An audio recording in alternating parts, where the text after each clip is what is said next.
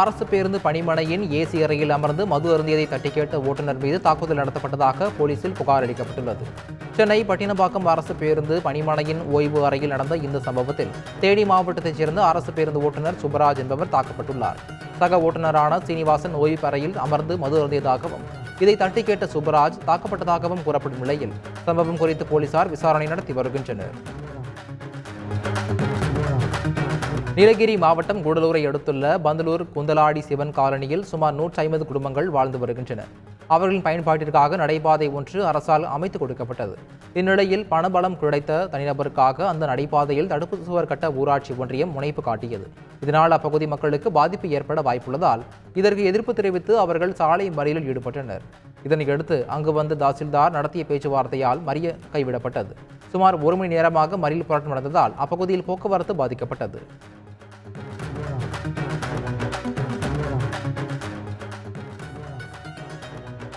கோவை மாவட்டம் அன்னூரில் மழைநீர் வாய்க்கால் ஆக்கிரமிப்புகளை அகற்றக்கோரி பொதுமக்கள் திடீர் சாலை மறியலில் ஈடுபட்டனர். அன்னூர் பேரூராட்சி புவனேஸ்வரி நகர் வழியாக வரும் மழைநீரை வழிபாதையை சிலர் மண்ணை கொட்டி அடைத்தனர். இதனால் கடந்த 10 நாட்களுக்கு முன்பு பெய்த மழைநீர் குடியிருப்புகளுக்குள் தேங்கி கொசுக்கள் உற்பத்தி ஆகி வருகிறது. இதனால் ஆத்திரமடைந்த பொதுமக்கள் ஆக்கிரமிப்புகளை அகற்றி மழைநீரை வெளியேற்ற கோரி சாலை மறியலில் ஈடுபட்டதால் போக்குவரத்து பாதிக்கப்பட்டது.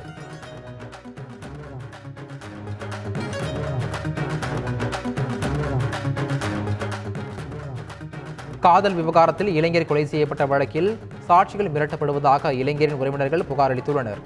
ஈரோடு மாவட்டம் முனியப்பன் பாளையத்தைச் சேர்ந்த இளைஞர் ஹரிஷ் என்பவர் இந்த சம்பவத்தில் கொலை செய்யப்பட்டார்.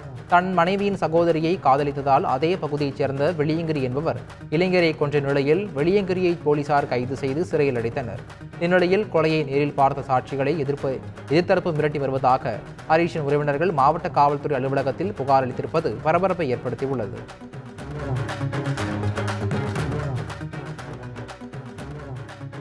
சேலம் மாவட்டம் நரசிங்கபுரத்தில் டாஸ்மாக் கடையில் மதுபாட்டிலுக்கு 10 ரூபாய் கூடுதலாக வசூலிக்கப்படுவதாக புகார் எழுந்துள்ளது. இதனால் மதுப்பிரியர்கள் டாஸ்மாக் ஊழியர்களுடன் வாக்குவாதத்தில் ஈடுபட்டதால் பரபரப்பு ஏற்பட்டது. 1/2 மணி நேர சலசலப்புக்கு பின் டாஸ்மாக் ஊழியர்கள் கூடுதல் கட்டணம் வசூலிக்காமல் மது பாட்டில்களை விற்பனை செய்தனர். டாஸ்மாக் கடைகளில் கூடுதல் கட்டணம் வசூலிப்பது தொடர்பாக தமிழ்நாடு அரசு நடவடிக்கை எடுக்க வேண்டும் என மதுப்பிரியர்கள் கோரிக்கை விடுத்துள்ளனர்.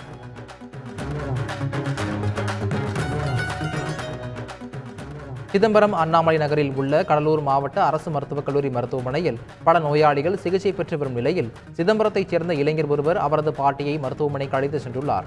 அப்போது மருத்துவர்கள் எக்ஸ்ரே எடுக்குமாறு எழுதி கொடுத்த நிலையில் எக்ஸ்ரே பிரிவில் ஊழியர்கள் இல்லாததால் சுமார் 1 மணி நேரத்திற்கு மேலாக காத்திருக்கும் அவலநிலை ஏற்பட்டுள்ளது. இது குறித்து அங்குள்ள மருத்துவர்கள் மற்றும் ஊழியர்களிடம் கேட்டபோது அலட்சியமாக பதிலளித்ததாகவும் கூறப்படுகிறது. இதனால் கடும் மன உளைச்சலுக்கு ஆளான இளைஞர் எக்ஸ்ரே பிரிவில் ஊழியர்களே இல்லாததை அவரது செல்போன் மூலம் படம் பிடித்து சமூக வலைதளங்களில் வெளியிட்டுள்ளதார். தற்போது இந்த வீடியோ வேகமாக பரவி வருகிறது.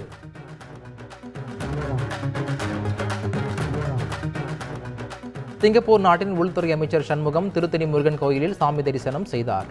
திருவள்ளூர் மாவட்டம் திருத்தணி சுப்பிரமணிய சுவாமி கோவிலுக்கு வந்த சிங்கப்பூர் நாட்டின் உள்துறை மற்றும் சட்டத்துறை அமைச்சர் சண்முகம் தனது 2 மகள்களுடன் சாமி தரிசனம் செய்தார். அவருக்கு கோவில் சார்பில் பூரண கும்பு மரியாதையுடன் பிரசாதங்கள் வழங்கப்பட்டது. சிங்கப்பூர் அமைச்சர் வருகையை ஒட்டி திருத்தணி மலை கோயிலில் பலத்த போலீஸ் பாதுகாப்பு போடப்பட்டிருந்தது.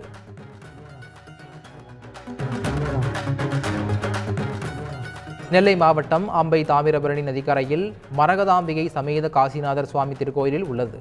இக்கோவிலில் திருப்பணிகள் நிறைவடைந்து சுமார் 1 ஆண்டு கடந்தும் கும்பாபிஷேகம் நடைபெறாமல் உள்ளதால் பக்தர்கள் வேதனை அடைந்துள்ளனர். திறந்த வெளியில் கலசங்கள் இல்லாமல் கும்பாபிஷேகத்திற்கு முன்பாகவே 5 நிலை ராஜகோபுரம் தெரிவது வருத்தமாக இருப்பதாக அப்பகுதியினர் தெரிவித்தனர். எனவே அரசு விரைவில் கும்பாபிஷேகம் நடத்த நடவடிக்கை எடுக்க வேண்டும் என அப்பகுதி மக்கள் கோரிக்கை விடுத்துள்ளனர்.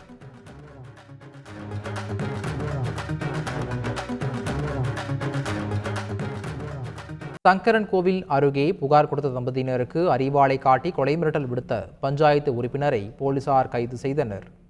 தென்காசி மாவட்டம் சங்கரன் கோவில் அருகே உள்ள கீழ திருவேட்ட நல்லூர் கிராமத்தைச் சேர்ந்த செல்வம் பேச்சியம்மாள் தம்பதியினருக்கும் குலசேகரமங்கலம் 1வது வார்டு பஞ்சாயத்து உறுப்பினர் வேல்சாமியின் தங்கை வேல்தாய் கணேசன் தம்பதியினருக்கும் இடையே பூர்வீக வீடு தொடர்பாக பிரச்சினை எழுந்துள்ளது.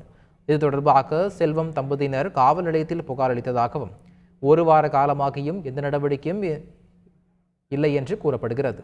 இந்நிலையில் பஞ்சாயத்து உறுப்பினர் வேல்சாமி சேர்ந்தமரம் கடை வீதியில் கையில் அறிவாளை வைத்துக்கொண்டு செல்வம் பேச்சியம்மாள் தம்பதியினருக்கு கொலை மிரட்டல் விடுத்ததாக கூறப்படுகிறது. இது குறித்த புகாரின் பேரில் போலீசார் வேலுசாமியை கைது செய்து சிறையில் அடைத்தனர்.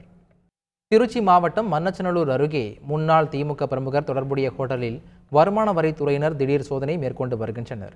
உறையூரைச் சேர்ந்த முன்னாள் திமுக நிர்வாகியும் தொழிலதிபருமான ஆட்டூர ராஜமணிக்கு தொடர்புடைய சோலை ஹோட்டலில் வரி ஏய்ப்பு செய்ததாக புகார்கள் எழுந்தன.